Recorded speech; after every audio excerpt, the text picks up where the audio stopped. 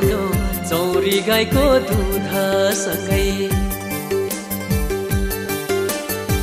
कोदोको ढिँडो खान्थ्यो चौरी गाईको दुधसँगै।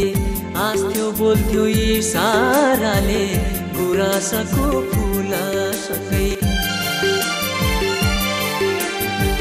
कता गयो कहाँ गयो यो मनमा छैन थिर।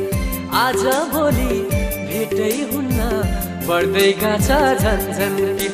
ओ आज भोलि भेटै हुन्न बढ्दै गछ झन्झन पिर।